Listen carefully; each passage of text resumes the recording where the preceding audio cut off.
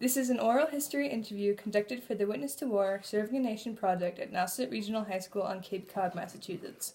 For the sake of this interview, please state your full name and community in which you now reside. Okay, my name is Paul Correa Mendes, and I've always lived in Provincetown, Massachusetts. What was it like growing up on Cape Cod before the war? Growing up in Provincetown was very special. There was a lot of young kids, and we entertained ourselves. We had playgrounds. We played at the beach. We played games amongst ourselves, and it was a great place to grow up to. And then being on the waterfront, and there was a lot of kids in Provincetown. In my neighborhood, my street alone, there was like 15 kids. I grew up on 6 Johnson Street, and of course now it's not like that. We lost the high school because there just wasn't enough families, here in town with kids. But in my graduating class in 1965, there was 64 kids and graduates. And sadly, most of the class moved away, went to college, went in the military, and then lived elsewhere. One of the reasons it just wasn't enough jobs for young people in Provincetown back then. So there's very few of us that graduated from here and then went off in either college or in the military, and then came back and settled in Provincetown. Would you say living on the waterfront affected your decision to go into the Marine Corps? No, most of the men in my class, boys in my class, went in the Navy, and I chose the Marine Corps because I always thought the Marine Corps, was the best. But yeah, I mean, everyone does their job, and it's not really that there's the best service. But I thought the Marine Corps was the best service for me, and I have no regrets. Joining the Marine Corps in 1966 was a big help to me to be the person that I became, and the jobs that I did later on in life, becoming a police officer, and other ways too. So no regrets. I served 4 years in the Marine Corps, 1 year in Vietnam, and then I was preparing to go back to Vietnam a second time. I chose to, but was picked to work for the government. So I worked for the government for 2 years, and came home and met a girl I knew in high school for 12 years, and we hardly knew each other, but we got engaged quite quickly and married, and that was 47 years ago. So it's been interesting, and I had a wonderful parents in Provincetown here. My mother and father. My father was born in Portugal, came here, and my mother was born in Provincetown. My grandfather was a fisherman, owned a fishing boat, and so I had the best of everything. Good parents, good wife, and in-laws, and very pleased with what's happened in my life. Mm-hmm. And I'm thankful to have survived because I did lose a friend. We all lost friends, and I lost my friend Chester Joy on May 17th, 1967, and I wasn't there with him at the time, and I was in the hospital, Da Nang Hospital, in recovering, and we don't forget the ones. He's forever 18, and I'm 72, and if we meet again, he's going to be 18, and I'll be 72. So I've never forgotten him and all that he could have been. And I could send you his picture, and I always remember him. People remember the ones we lose on Memorial Day. Memorial Day is a day that remember the veterans that are gone. But every serviceman, woman that passes in combat leaves behind friends that never forget. And when I came back, I remembered him, and when I got married, when I had children, I thought of him that I did and he did not. And so everyone, and there's 58,000 that were lost in Vietnam, 58,000 young men, and some women, nurses. Seven nurses died in Vietnam, and they all would have become mothers, and they were someone's sister, someone's daughter, definitely, and they didn't have a life, and so we remember them, and they're not forgotten. Well, we would love to have his picture to help remember him. I have it. I have. I will. This is my email on here on that card, Thank and you. I can forward it to you if you want to print it, and the story about him and who he was, and his name is on the wall, the Vietnam Memorial Wall, and I could show you how to find that, and you could print it, and it was just a joy, and we don't forget. So. How would your family react to you choosing to go into the Marine Corps at that time? Well, my mother was, she actually went to the hospital 3 times while I was in Vietnam with nervousness and becoming ill and worried about me. Of course, all parents worry, that you're going to be injured, maimed, and or worse, and killed in action. And but when I got back, they were very proud of my service. My father wanted to go into the Navy in World War II, but he was not allowed because he was a captain of a fishing boat, and they were given waivers, and because it was very important to have fishermen, supplying the fish, food, for the economy. So he put a flag up every day, and he was very proud that I served, and he wasn't able to. So, and I still wear a Marine Corps hat. For years, we as the Vietnam veterans weren't really remembered or recognized. It was an unpopular war, and it was a war at a difficult time in our country, and so we weren't really recognized. We came back, we did our job, we did it well, we were proud of it, but it wasn't like in World War II in Korea. You were thanked and welcomed. But now in the last 10 years, we see that people thank me for my service, and I really appreciate that, because it is a sacrifice. It's years for your life, and you put yourself at risk, and there are recurring health issues and memories that can cause you difficulty now later in life, and because you don't have the strength of youth. That's why young men go to war, because they have the strength and the endurance and capability of surviving and doing your job. And often I'm asked, what gets you through that? Through those difficult times when your life is at risk and you're asked to go above and beyond your ability. It's you have your faith, you believe in God, but what gets you through is that you're there for your buddy, the person that's next to you, your best friend, because if you need help, he's there for you, and you will do the same for him, and you won't be left behind, and you won't. There's help there when you need it. Okay, and what's interesting is this has become known as the foxhole syndrome, and then as you leave the military, you start to realize that people that you acquaint with, are these people that somebody that would have the loyalty and the faith to do for you what you would do for them, put your life at risk to go out and help them at a difficult time.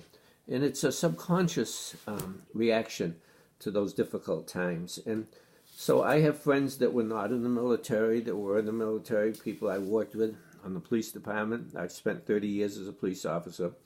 And so that's one of the results of being put in a very hard time in combat. And you live with someone 24/7, 7 days a week, 30 days a month. You don't do that ever in life again with your wife, your children, anyone. Do you spend that much time with someone? It's a reality, and people don't think that. And you say, my God, you're with somebody. You're with them 24/7. You're carrying weapons, and your life depends on them sacrificing and be willing to do for you what you'll do for them. And never in your life again are you in those circumstances. You might be in a moment if you're in a bad accident and you have to help someone, and you're compelled to do it. Somebody's in a fire and you rush in to help them. Yes, that's what you do, and you dig into yourself for your inner strengths to be able to perform that function, that duty, and excel in that situation. I may pause because this is very difficult to go over. I have two sons, 144 and 140. I've never talked to them about Vietnam, Right. and they ask, and you're asking now, but they've asked, and I said, I've always been glad that you didn't have to do what I had to do, and that's why we do it. We hope to prevent future wars by going to war, but sadly, there'll always be a war, and General Patton, a famous World War II general, I believe his words were, "Only the dead have seen the end of war." And it's true, we're in war now, in Afghanistan, in Iraq. Boys that you know in school in a few years could be going off to war, and you wish them, you just hope that they'll be okay.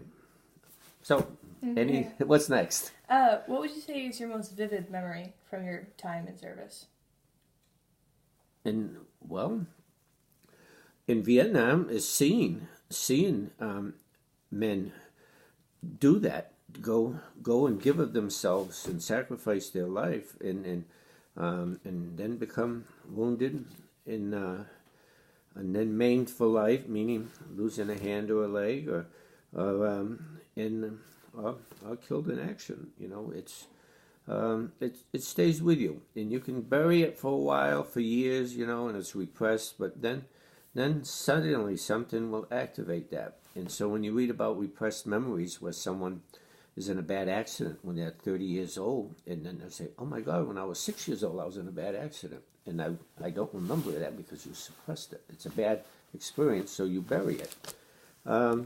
But there was incidents like that, and then also there was good things too. There was we had an opportunity to do good things in Vietnam, okay, and I can mention a few here now. And where we helped the kids and the children, and we saw how they lived in poverty, and of course we were there to protect them from communism, to be able to have the freedoms that we just take advantage here in this country, and that's why the Americans were in Vietnam, to try to give them the ability to be able to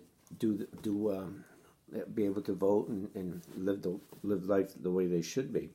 I have a photograph here of a Vietnamese lieutenant that was our interpreter, and from him I wanted to learn all that I could about Vietnam and why we were there, and this is his name. His name was Lieutenant Tho, Tho.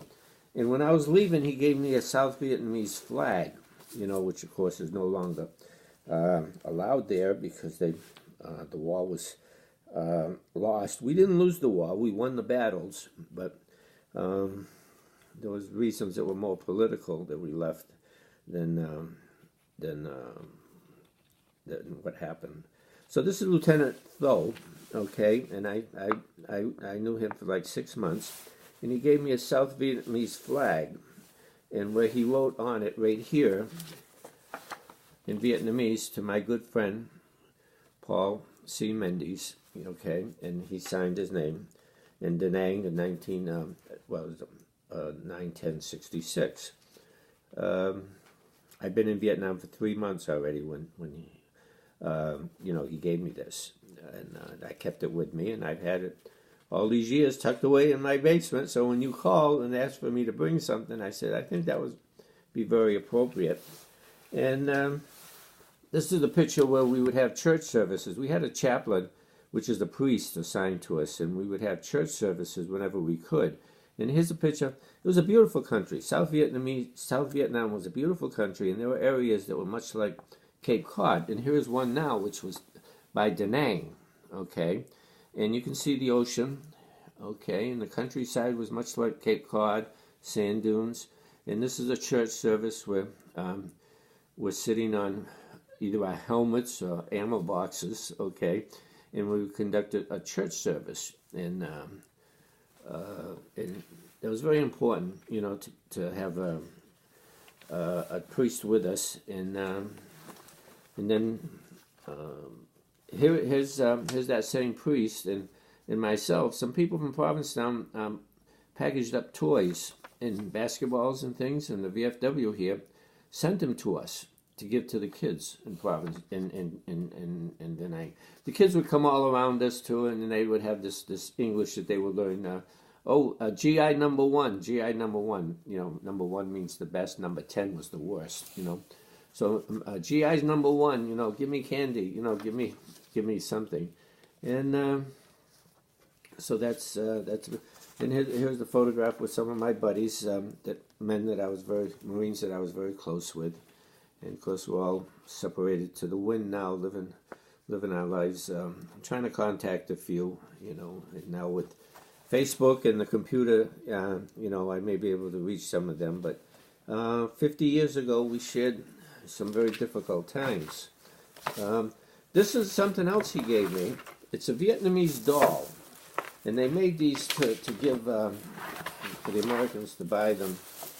But he gave me this, and this is a Vietnamese girl. The girls were very beautiful, okay, and they had long hair like you girls do, but then cut like that. And this is a dressed up girl, because a lot of the girls were very poor, but in some areas where they could dress up, and it was called an Audai, an Auidoi, I believe. And you can see it has their features, okay,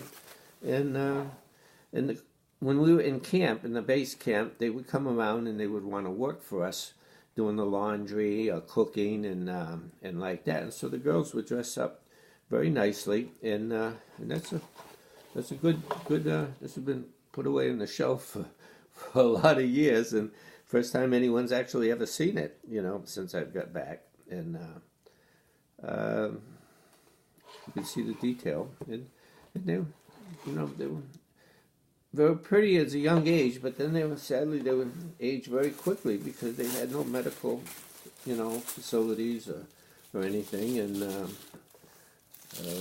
but with the Americans there, a lot of things were being imported, lipstick, things like this. But they made their own clothes. They could, not the poor South Vietnamese, but the more upper class.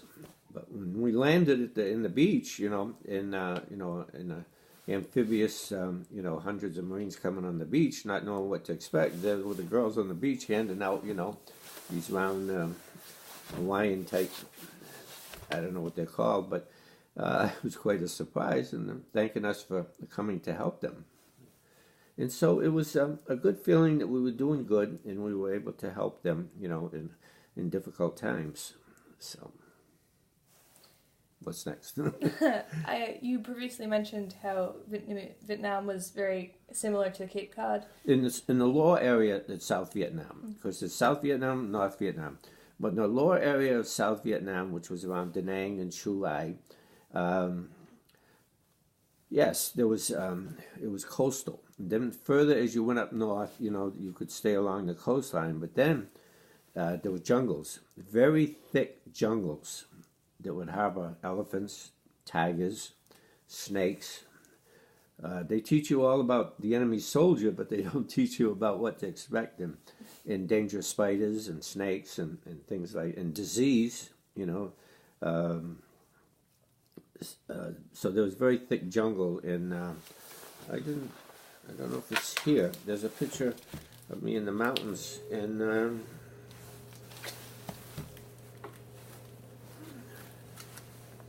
we would build our own little caves, hooches it was called, and out of whatever you could find, usually ponchos and to live in. This is one that just before Christmas we were living in, but then Christmas Eve we had to move out.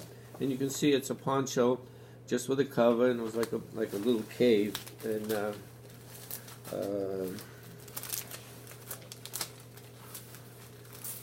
was very hot. It was very miserable, but at night it could be very cold, and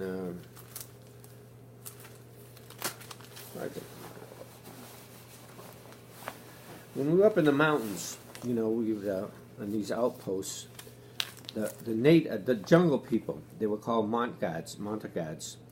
They would come around and they would trade. They would want tobacco, and here's a picture of me with a puppy that I traded for. And that would be 50 years ago, a little puppy. And I should have brought my lab with me now. And And so we would name the dogs, and it would be a joint-owned puppy. There was four of us that lived in this hooch, this bunker, and it was very nice. And we traded tobacco for him. Of course, when I left, there were others that were still there, and we jointly would take care of, Kong, he called him. And so for 40 years, I didn't have a dog, and then my son would walk a lab for these elderly people, and they couldn't have the lab anymore about 5 years ago. So they gave us the lab. So now, 50 years later, I have a lab now again.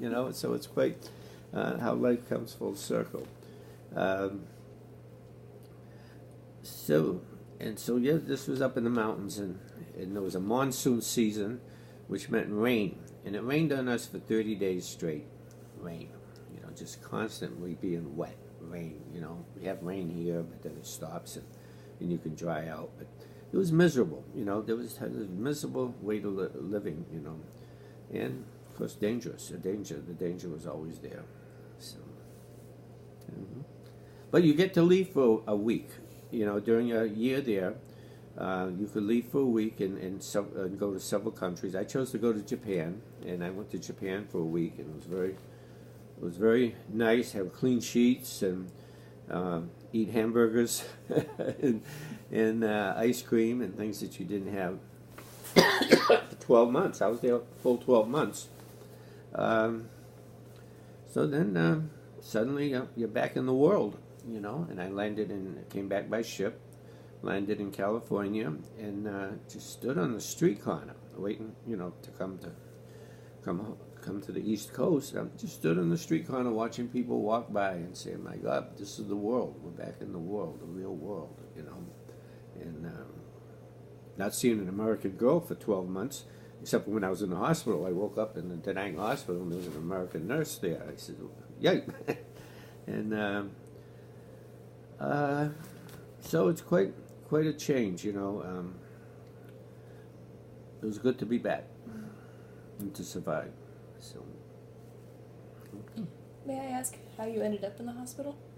I had malaria. I had hepatitis and mono. I got very sick. I was very thin. You see, we all lost weight there because it was very hot, and you didn't eat right. Eating C rations, and I had hepatitis. I became very sick, and in mono. So I was in the hospital for 30 days. Then I was able to go back to my unit, and then I had light duty for a week. So that's when I went to Japan for R&R.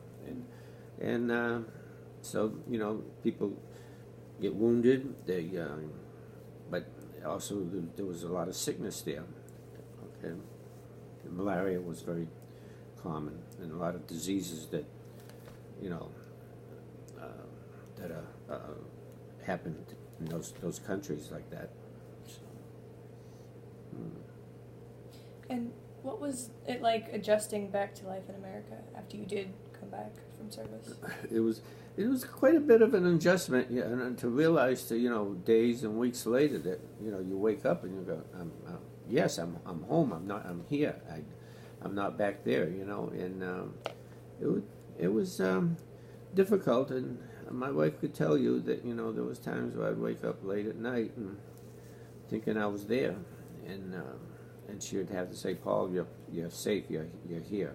This is your wife. This is Vicky," and because that hasn't happened in years, but it did happen for quite a few years, and then it stopped. I sought some help about it, and they said, "Paul, as you raise your children and time goes by, it should pass," and it did. So no reoccurring nightmares. Thank God. Let's hope this doesn't bring it about. Cause actually, this is the most I've talked about it in ever. I have good friends that I've never talked about it. As much as I am now, because this is a wonderful project that you're doing, and it's good that you young people have an interest in you're contributing to this, because we should have this from World War I veterans that we don't. World War II veterans I know are doing it. Korean War veterans, and now you should be able to interview. There's still a lot of Vietnam veterans. Vietnam veterans sadly are dying at a larger rate than other veterans of other wars. There was Agent Orange that they spread, and It was to defoliate the jungle, and we were in areas that, yes, it looked like it was burnt forest, but it was that Agent Orange chemical that defoliated the jungle. And we operated in areas like that. We slept in areas like that. We were careful not to drink the water, and but if you have no water, you drink what you can, you know. And so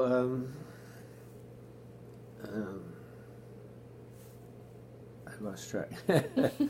But again, no, this is a wonderful project that you're doing, you know. I just have one final question. Sure. And if you could go back to the time before you went into the service, would you still go in?